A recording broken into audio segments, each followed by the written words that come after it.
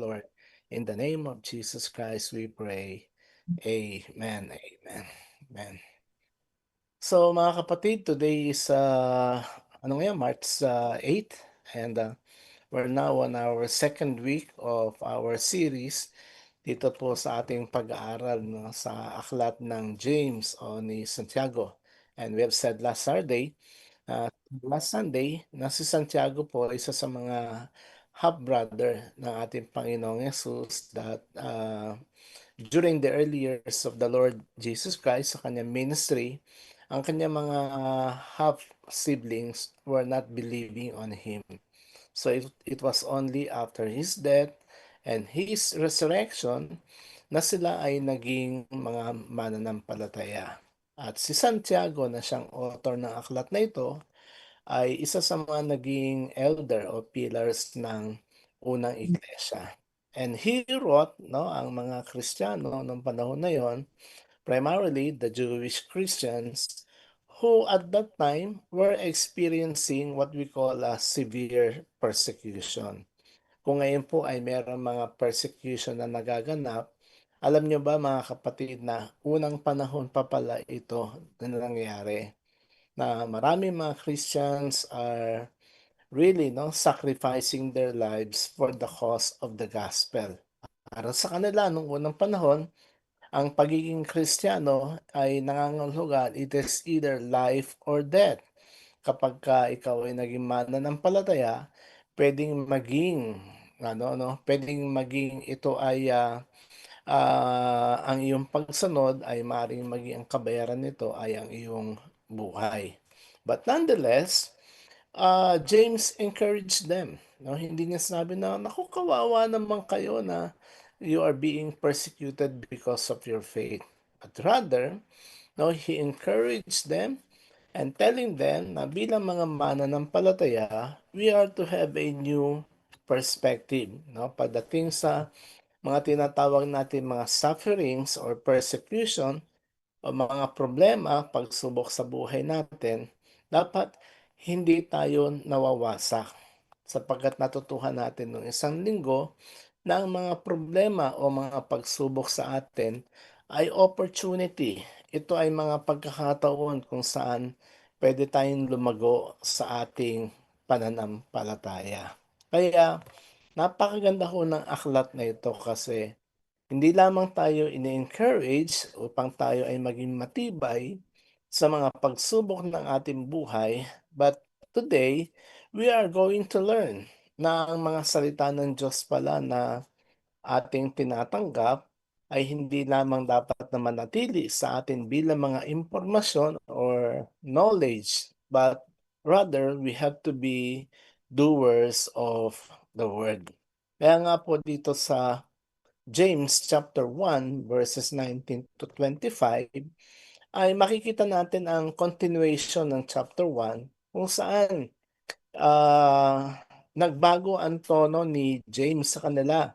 He shifted from encouraging them from the persecution that they are experiencing into a more practical theology ngayon. Ang sabi niya dito sa verse 19, mga kapatid kong minamahal, unawain ninyo ito.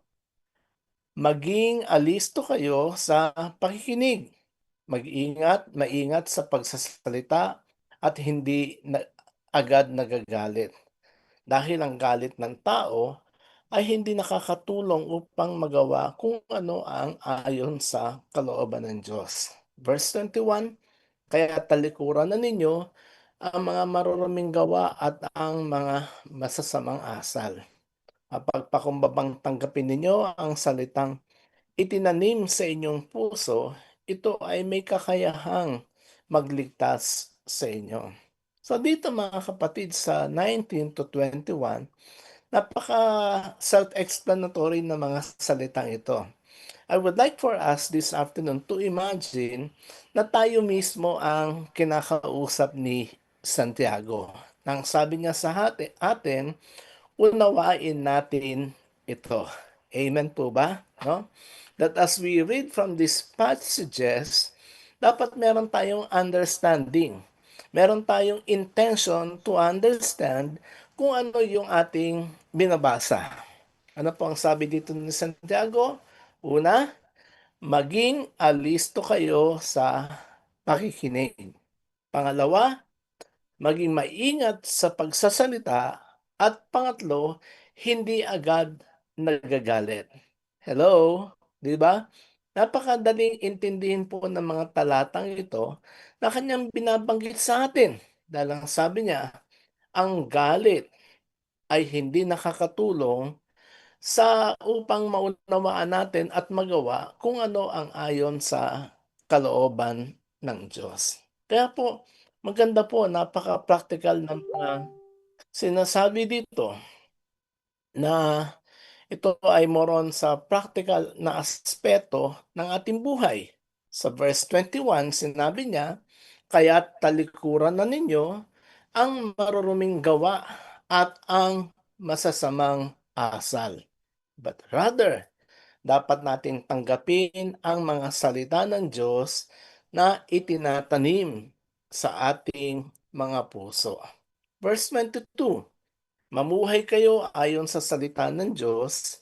Kung ito ay pinapakinggan lamang ninyo ngunit hindi isinasagawa, dinadaya ninyo ang inyong sarili, sapagkat ang nakikinig ng salita ngunit hindi sumusunod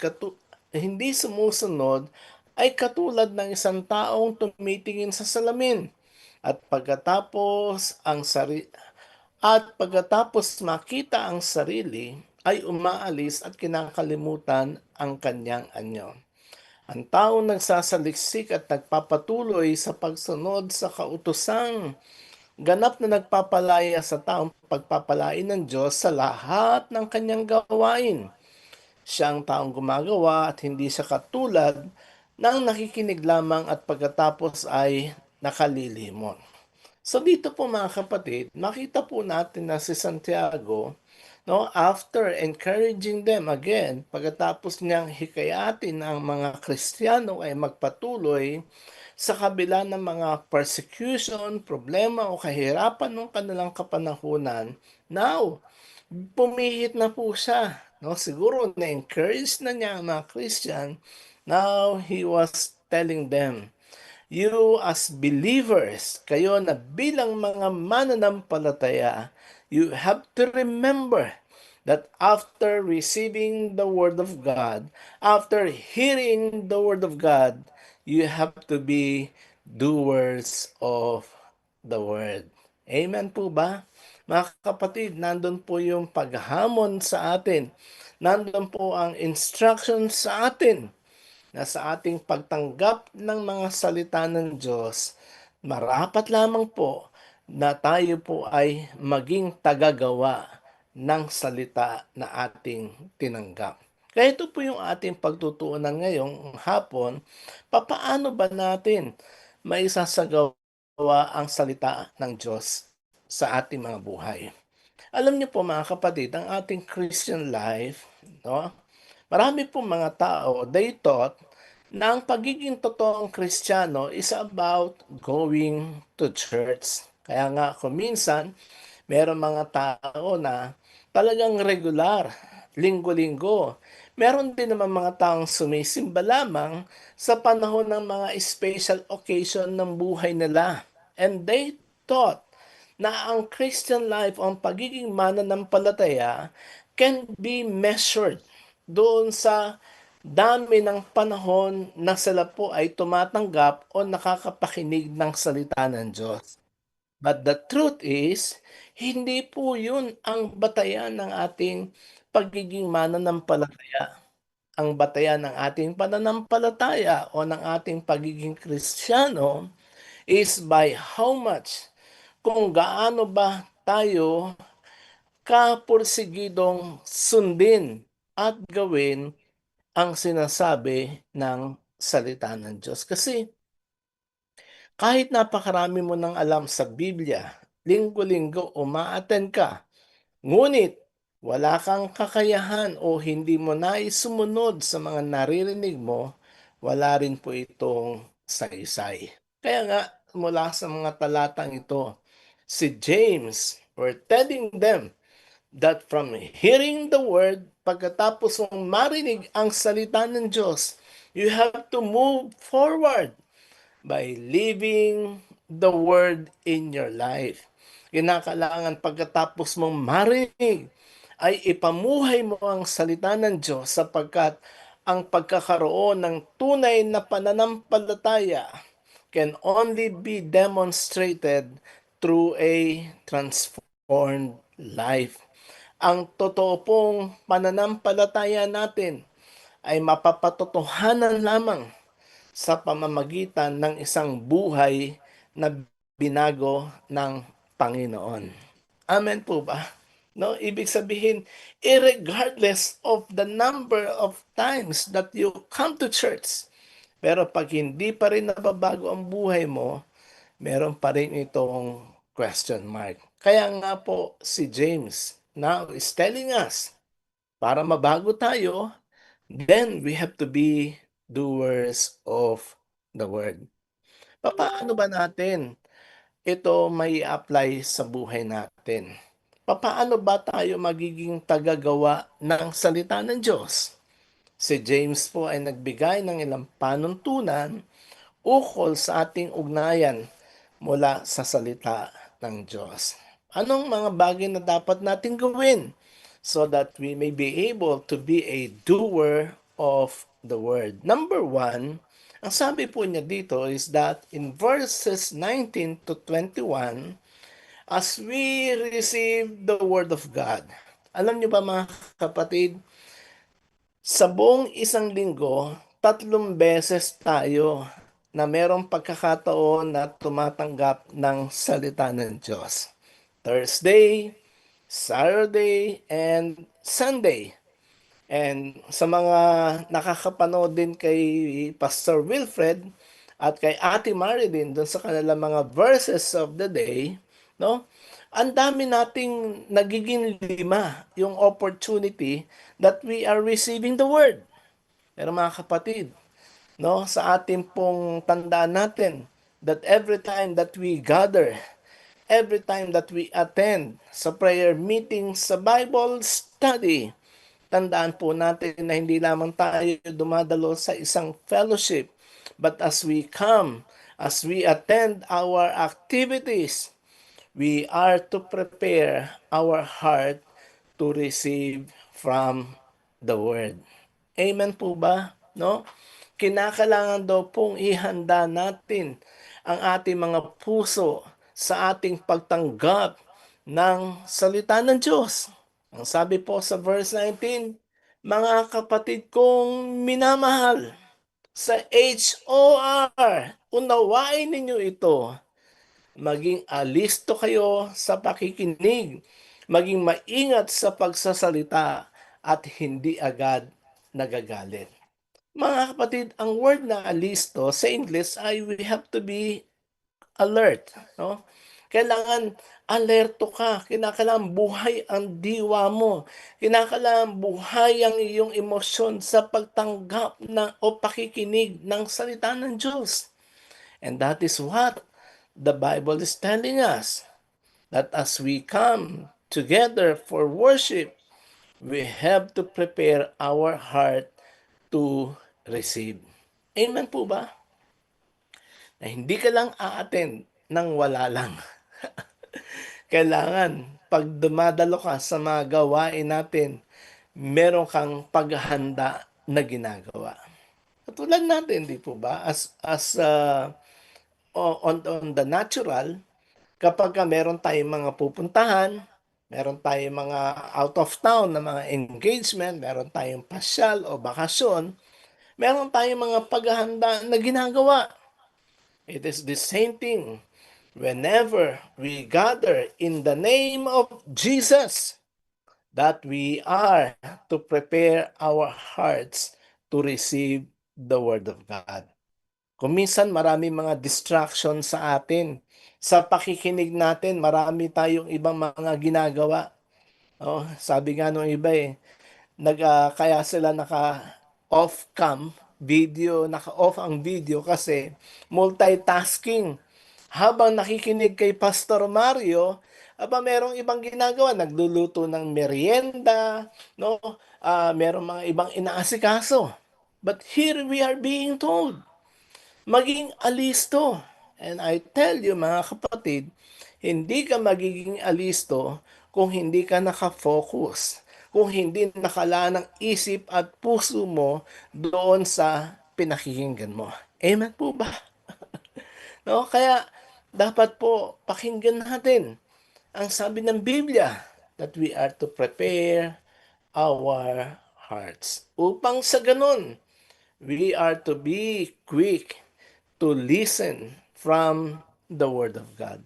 Alam nyo kasi, kami pong mga guro, no? Kami mga teachers, meron kaming layunin na sa aming pagtuturo, ang layunin namin ay makita yung resulta ng aming mga tinuturuan. And most of the time, ako every time, ngayon po, meron akong monitor na nakikita ko sa inyo kung yung mga nakikinig sa akin ay meron teachable spirit. O kaya nakikita ko din kung yung iba ay hindi nakikinig. Kaya nga mga kapatid, sabi dito sa atin, we must be quick to listen. Maging alisto tayo sa pakikinig. Kasi normally, when we are quick to listen, kapag ka tayo po ay alerto, alisto sa pakikinig, chances are, nais nating matuto. Tayo ay nakahandang tanggapin ang tinig ng Diyos. And alam niyo po ba mga kapatid, kapag ka tayo po ay alisto sa pakikinig, ang nagiging resulta nito ay nagiging maingat tayo sa ating mga pananalita. 'Di ba, I'm sure naranasan na ng bawat isa sa atin na kung minsan hindi tayo maingat sa mga pananalita na ating binibitiwan. And thirdly, we are being told na kapagka tayo po ay alisto sa pakikinig ng salita ng Diyos, nagiging hindi tayo, we become slow to anger. May kakilala ba kayong madaling magalit? Ha? Meron ba kayong kakilalang magagalitin? Alam niyo ko, sabi nga hindi naman masamang magalit.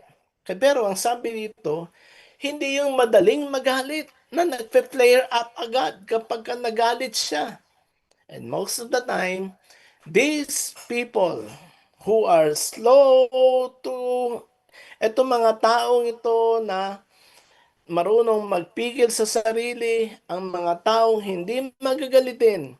Ito yung mga tao na tumatanggap ng salita ng Diyos na merong alisto o alertong pakikinig sa salita ng Diyos. Kasi mga kapatid, sabi nga po ng Bible, ang sobrang galit o yung pagiging magalitin, hindi ho ito nagbubunga ng ayon sa kalooban ng Diyos sa atin. Are you still with me? Amen po ba? Alam niyo kung minsan or most of the time, 'pag tayo po ay galit, hindi na tayo nakakapagpasya ng tama. Hindi na tayo nakakapagsalita ng tama. Hindi na tayo nakakapag-isip ng ayos kasi galit ka na. Amen po ba? Kaya we are being told na pakinggan natin mabuti ang salita ng Diyos. Tanggapin natin, ihanda natin ang ating mga puso upang sa gano'n tayo po ay maging maingat sa pananalita, 'di ba? Upang sa gayon hindi tayo magiging magagalitin, sapagkat ang isang taong galit normally, ito po ay dumarating when our pride is being challenged. So mga kapatid, bukod dun po sa sinabi ni Santiago, sabi niya, kinakailangan tayong mga mananampalataya ay iwasan na ang mga kasamaan, ang mga masasamang asal, as we humbly receive the word that is being planted in our hearts. Alam niyo po ba mga kapatid, that every time you hear the word of God, it is as if ang salita ng Diyos ay naitatanim sa puso mo. Si James po ay gumamit ng isang image ng agrikultura 'Di ba sa agrikultura, nagtatanim ka, umaasa ka na yung binhi na itinanim mo bubunga. Gano'n din po ang salita ng Diyos sa atin. The word of God is like a seed that is planted in the heart of man. Ito po itinatanim sa ating mga puso. Ngunit ang binhi pong ito ay lalago lamang kapagka ang puso ay nakahanda. Gano'n po sa pagtatanim. Kapagka nabungkal ang lupa ng maayos, hindi puwedeng hindi ito mamumunga. It is the same thing as well with our hearts. Kapagka tayo po ay nakahanda, kapagka ang ating puso ay anticipating sa gagawin ng Panginoon, ang anumang binhi ng salita ng Diyos that is planted in our hearts ay siguradong ito ay magbubunga. Kaya po tandaan natin mga kapatid, kapagka tayo po ay nakinig, kapag ang salita ng Diyos ay dumating sa atin ngunit merong pride sa ating mga puso, normally we will resist it. Parang sasabihin natin, "Eh, matagal ko na narinig 'yan. Uy, for a long time narinig ko na ang mensaheng ganyan." Normally kapag ang puso natin ay hindi maayos, we will resist it. Hindi natin gugustuhin, tatanggihan natin. But if we come with humility, kapagka malambot ang ating puso at tayo ay mapagpakumbaba, it says here that the word will going to transform us. Babaguhin ng salita ng Diyos ang ating mga buhay.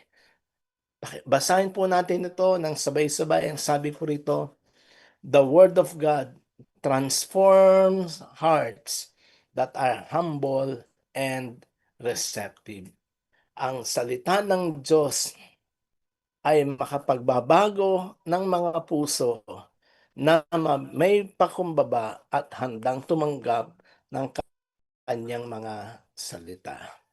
Pangalawang bagay po na dapat nating gawin is that not only to prepare our hearts as we receive, but number two, we have to practice the word. No?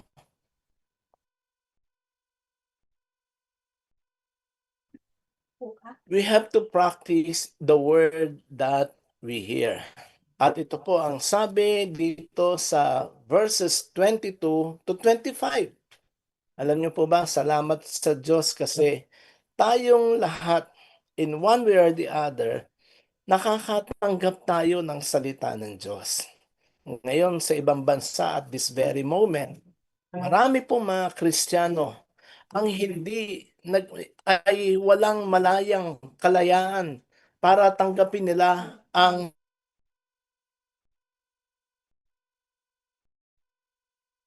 tayo po ay malayang tumatanggap ng salita ng Diyos. Pero ang tanong, naipa-practice ba natin, naisasagawa ba natin ang mga salita ng Diyos na ating tinatanggap? Tignan po ninyo ang sabi dito sa verses 22 to 25. Mamuhay kayo ayon sa salita ng Diyos. Kung ito ay pinapakinggan lamang ninyo, ngunit hindi isinasagawa, wow, dinadaya niyo ang sarili niyo lang. Sapagkat ang nakikinig ng salita ngunit hindi sumusunod, tulad ng isang taong tumingin sa salamin. Pagkatapos niya makita ang sarili niya o ang dumi sa kanyang sarili, ay umaalis at kinakalimutan ang kanyang anyo. Sa mga kapatid, ang sabi po dito, no, tayo po ay binabalaan ni James tungkol po sa tinatawag nating self-deception. Ano po yung self-deception? Imagine that, sarili mo na dinadaya mo pa, di ba? No?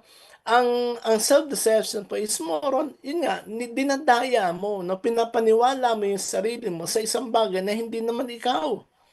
Sabi po dito ni Santiago, it is possible for us Christians today that we hear a lot of sermons every week. Kaya umaattend pa tayo ng mga iba't ibang nakikinig tayo sa iba't ibang mga programa. We attend Bible studies, we attend trainings, pero possible din pala na kahit gaano karami ang atenan mo, ikaw ay you will remain to be spiritually unchanged. Bakit? Kasi hindi mo na isasagawa kung ano yung natututuhan mo. Hearing without obedience creates the illusion of spirituality. Ano po ibig sabihin yan? Kung tayo po ay nakikinig ngunit hindi natin ginagawa, nagkakaroon tayo ng ilusyon o paniniwala that what we are doing is the right thing. Pero mali po eh. Kasi ang turo po sa atin, huwag ka lang makinig. Dapat, anong gagawin? Isagawa mo, i-practice mo ang mga bagay na iyong natututuhan. Kaya nga sa verse 23, si James gumamit uli ng illustration. Ang ginamit naman niya this time kanina, ginamit niya ay yung imahe ng agrikultura. Ngayon naman ay ginamit niya ang imahe o ang ilustrasyon ng isang salamin. Sino po sa inyo may mga salamin sa bayan? Sure, meron tayong salamin. At alam natin ang purpose ng salamin sa loob ng ating tahanan. And it is also the same thing that we as Christians, we have this so-called spiritual mirror. Parang si Boy Abunda, may salamin. Kung ikaw ay nakaharap sa salamin, ano ang sasabihin mo tungkol sa iyong sarili? Ganon din meron tayong spiritual mirror. At ang spiritual mirror na ito, of course, ay walang iba kung hindi ang salita ng Diyos.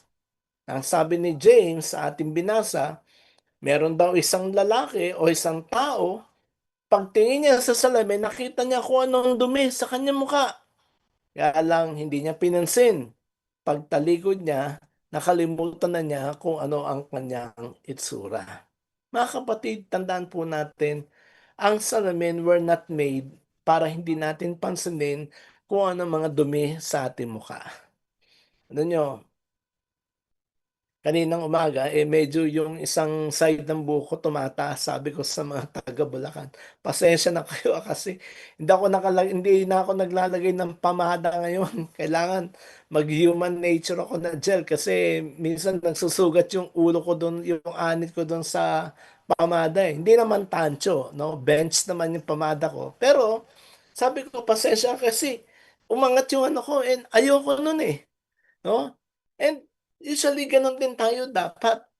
Ang salamin ay nagpapakita sa atin ng realidad. Kung sino ka, kung ano ang dumi, kung ano yung problema sa iyong physical na anyo. Ngunit, kung wala tayong ginagawang pagbabago doon sa bagay na nakikita natin, as if, no? Kapag wala tayong changes na ginawa, yung nakita natin ay mawawalan ng saysay. Kaya nga kanina umaga, sabi ko, "Oh, magba-brush ako, sa harap niyo, Kasi ayoko talagang nakatayo yung isang side ng ano ko, buti na lang ngayon maayos-ayos na, ano." So, mga kapatid, gano'n din. Ang salamin ay nagpapakita sa atin ng realidad ng ating buhay sa harapan ng Diyos. But if nothing changes, kapag walang nabago, despite of the fact na nakita na natin, wala ring saysay yung mga bagay that we have learned. And so we have to remember that the Word of God is our spiritual mirror. Ipinapakita ng salamin, salamin, salamin ang ating mga kasalanan, ang masasamang ugali, no? Baka meron pa tayong sinasabi, 'di ba ni Santiago kanina, mga masasamang asal, pinapakita nito sa atin kung dapat na natin tanggalin. At ipinapakita rin ng ating spiritual mirror, the Bible, ang ating need o pangangailangan for a spiritual transformation. Kaya nga, tandaan po natin, ang spiritual maturity will only come. Ang spiritual maturity ay posible lamang when we learn to obey. Spiritual maturity does not happen by simply or merely receiving information. Dapat i-practice natin what we hear. Number 3, we have to demonstrate the word. Kinakailangang isagawa natin o ipakita natin ang salita ng Diyos, ang katotohanan ng Word of God sa pamamagitan ng ating mga pananalita at ng ating buhay. Ano po sabi sa verse 26 and 27? Kung inakala nino man na siya ay relihiyoso, ngunit hindi naman marunong magpigil ng dila, dinadaya lamang niya ang kanyang sarili at walang kabuluhan ang kanyang pagiging relihiyoso. Here mga kapatid, we are being told na kinakailangan patunayan natin sa iba if our faith is authentic. Alam nyo ba mga kapatid, di ba meron tinatawag na mga pagsusuri na ginagawa kung ang isang ginto o isang silver ay authentic, di ba? Meron mga testing na ginagawa. Alam niyo ba ganun din sa faith natin? Ang paraan upang makita mo kung totoo, kung genuine ang pananampalataya ng isang tao, ang sabi dito ni James, kung siya dito sa verse 26, kung siya ay marunong magpigil ng kanyang dila. Kasi ang isang kaparaanan for us to be able to test kung ang faith ng isang tao ay authentic o tunay, ito ay sa pamamagitan ng kanyang dila. Hello? No? Sa pamamagitan ng kanyang pananalita. Darling.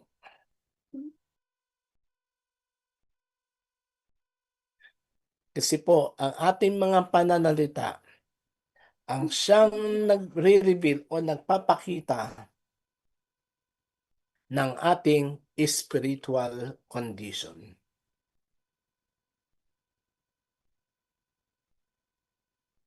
Kasi, posibleng marami tayong nalalaman sa Biblia. Ngunit kung ang ating dila naman ay matabil, hindi makontrol, at ang ating pananalita ay hindi maganda, ito ang nagpapakita sa atin kung tayo nga ay totoong mananampalataya. Anyone may appear to be religious kasi umaattend, no? Kagabi, tinanong ni Sister Grace, ano ba ang larawan ng mga taong relihiyoso? These are the people who attend regular religious activities, rituals, no? Very outward yung kanilang practice ng kanilang faith. Ibig sabihin, sa labas, sa harap ng mga tao, mabuti sila, spiritual, relihiyoso. Pero pagdating sa kanilang panloob na pamumuhay, doon nagkakaroon ng pagbabago. And most of them, ang kanilang mga dila ay hindi kayang kontrolin. Kaya sabi ni James, kung ganon din lang naman, ang inyong relihiyon ay walang saysay. Kaya mga kapatid, not only our tongue, but even our mouth. Ang sabi sa Biblia, kung ano ang nasa puso, ito ang lumalabas sa ating mga bibig. And it exposes not only our spiritual condition before God, but it exposes our hearts. O yung puso natin, kung ano yung totoong sinasabi ng ating mga puso. At if the word truly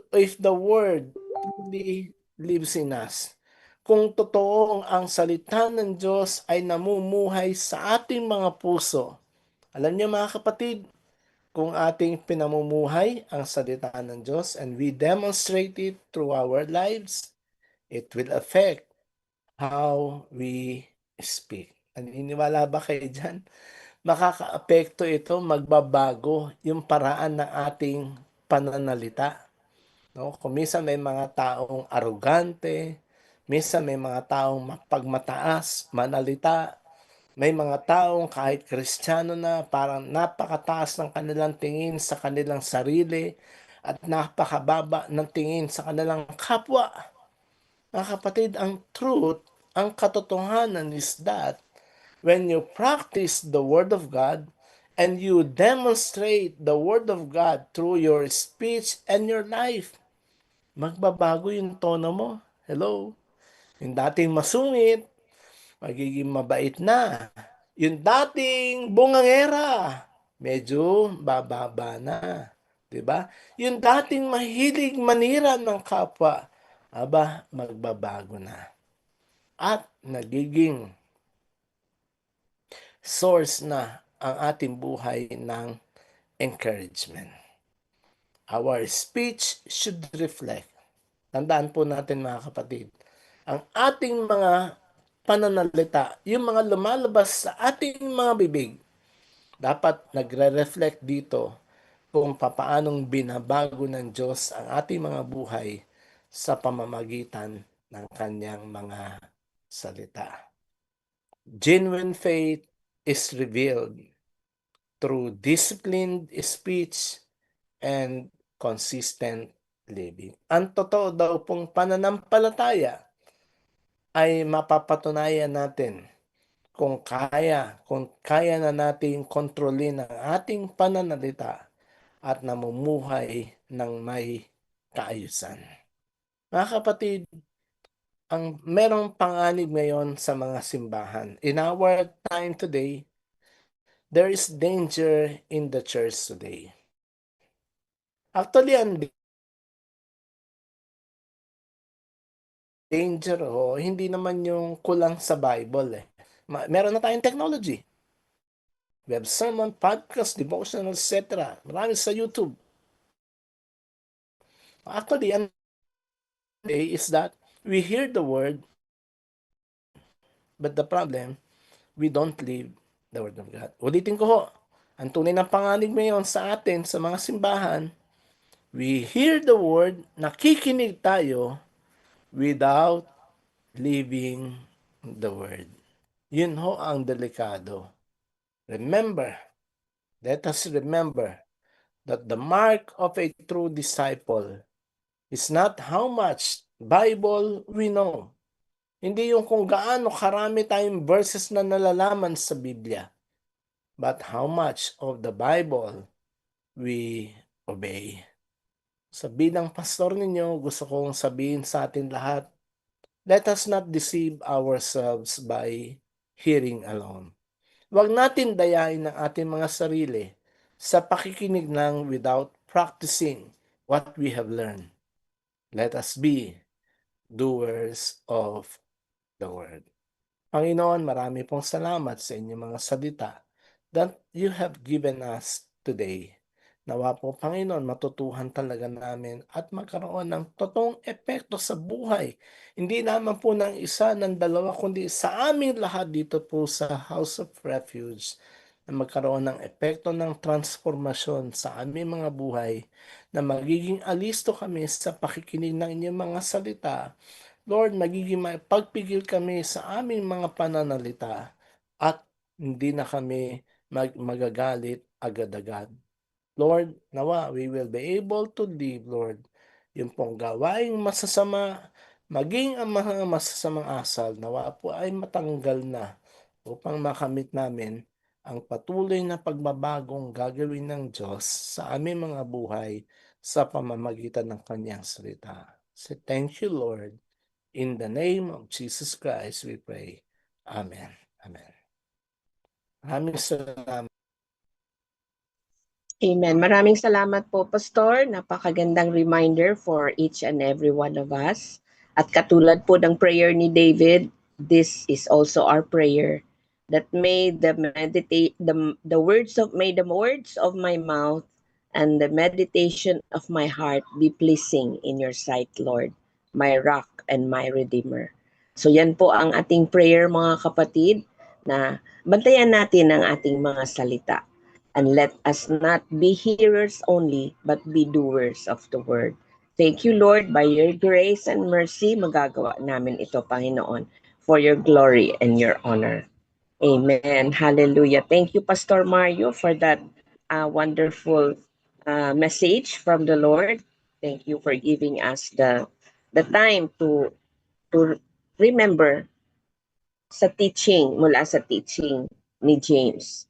Thank you, Lord. Thank you, Pastor. Maraming salamat po. You're To God be all welcome. the Amen. At ngayon po, tayo ay dadako na sa ating prayer for persecuted country. Let us call on our sister, mahal natin na sister, Fehel Bolingo from Cebu, to pray for our persecuted country. Yes, good afternoon. Magandang buhay. Thank you, Lord. Amen. Amen. At tayo po ay magdadasal sa ating mga unreached people group, persecuted people, mga kapatid natin sa bansang Cameroon. Yes. At base po sa aking munting research, ang Cameroon ay matatagpuan sa West Central of Africa. Currently, number 37 po sila globally for Christian persecution. In northern Cameroon, groups like Boro Haram, ang ISWAP ay very active. Christians there face villages, raids, churches are burning, and kidnappings. Kaya po, sa North Cameroon, kailangan magtago ng mga Kristiyano sa gubat o bundok tuwing gabi para lang makaligtas sa raid. Despite sa trauma, they still identify themselves as a Christian. Sila ay buhay na ehemplo na mga simbahan ay hindi lang gusali, kundi ang mga taong nananatiling tapat sa ating Diyos kahit walang bubong sa taas ng kanilang ulo. Hallelujah. Dahil yan sa faith, kahit takot, patuloy ang kanilang pananampalataya. Mga kapatid, very touching. And for some converts ng Cameroon, ang pag-aari lang ng isang Biblia ay sapat na dahil para sila ay saktan o palayasin sa kanilang pamilya.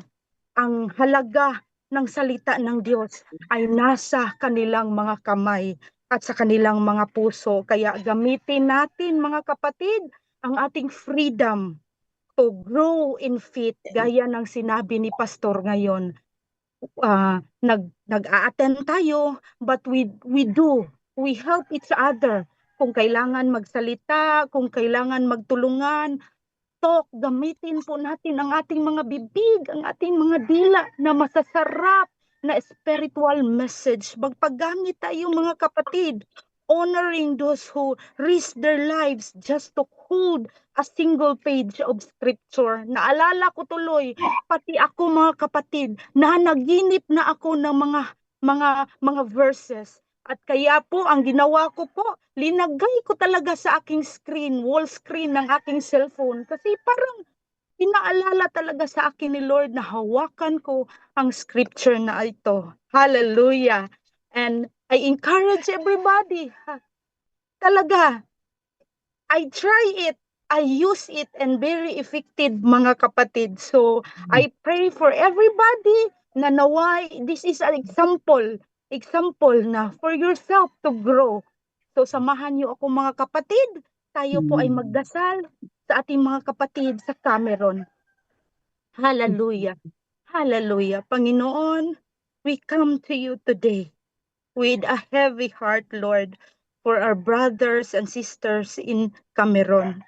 Hear our prayer for them, Panginoon. Be their shield sa gitna ng mga banta ng gulo sa buong Cameroon, mapa-northern man. Itago mo po sila sa ilalim ng iyong mga pakpak. Yes, Lord, protektahan mo ang mga pamilyang kailangan magtago. Yes, Lord, sa gabi para lang maging ligtas. Kahit sinunog ang kanilang mga simbahan, paaralan man, huwag mo pong hayaan mawala sila ng pag-asa. Hallelujah. Give them supernatural strength, Father God, to stand firm in their faith, knowing that you are with them always. Hallelujah. Para sa libong-libong na wala ng tirahan, provide them with their daily needs, food, water, shelter. Yes, Lord, yakapin mo ang lahat ang naulila at mga nasaktan dahil sa kanilang paniniwala. Hallelujah. We pray, Lord, hallelujah, an end to the violence. Baguhin mo ang mga puso ng mga nag-uusig sa kanila upang manaig ang pag-ibig at kapayapaan sa buong kamerong bansa. Salamat, Lord, dahil hindi mo sila inabayaan. Hallelujah. We stand with them in spirit today. Yes, Lord, this all we pray in Jesus' mighty name. Amen. Amen. Amen. Amen. Maraming salamat, Sister Fe. We will continue to pray for the nation of Cameroon. Maraming salamat for that heartfelt and sincere prayer, Sister Fe. At ngayon po, let us continue. Let us go to our tithes and offering at tawagin natin ang ating kapatid from Taiwan, si Sister Mildred Salvador. Salamat po, Sister Lilia. Magandang hapon ulit sa ating lahat. Ang atin pong tithes and offering verse ay makikita po sa Lucas chapter 6, verse 38. Sinasabi dito, magbigay kayo at kayo'y bibigyan din. Hustong takal, siksik, liglig at umaapaw pa ang ibibigay sa inyo, sapagkat ang panukat na ginagamit ninyo sa iba ay siya ring gagamiting panukat sa inyo. Purihin ang Diyos, tayo po ay manalangin. Yes, Lord, once again, Panginoon, maraming salamat po, Lord, sa kabutihan niyo po sa amin, sa mga biyaya, Lord, na ipinagkaloob niyo po sa amin, Panginoon. Pagpalain mo po, Lord, ang bawat isa sa amin, sa House of Refuge, at ang lahat ng aming mga kaloob, Lord, at ang aming pinagkukunan ng hanap buhay, Panginoon. Ang aming kalakasan, Lord, sa araw-araw, Lord. Pagpalain mo po ang aming kalakasan sa araw-araw na lagi mong binabago, Lord. Maraming salamat, Panginoon, sa lahat-lahat ng mga biyaya at mga pangako mo. Hindi po kami magkukulang at bagkos ibabalik mo po sa amin ng siksik, liglig at umaapaw. Maraming salamat, Panginoon, sa katapatan mo at pag-ibig mo sa amin na walang hanggan. Purihin ka, O Diyos, maluwalhati ka sa pangalan ni Jesus. Amen. Amen. Amen. Thank you, Sister Mildred. Ang atin pong tithes and offering, sa Taiwan po, contact Brother Yu Chang Chu via pick up or deposit. Sa Pilipinas naman po, contact Sister Marilyn Almahar via GCash 0961-612-1030 at sa Cebu naman po, contact Sister Cel and Sister Fe. God bless, a cheerful and faithful giver. And amen. Thank you so much, Sister Mildred. Thank you always for being available for the Lord. You are a blessing to us. Amen. At ngayon po, para sa ating prayer for the nation and closing prayer, andyan pa po ba si Sister Grace? Wala po. Wala pa. Okay, so I request Brother Vic for the prayer for the nations and closing prayer.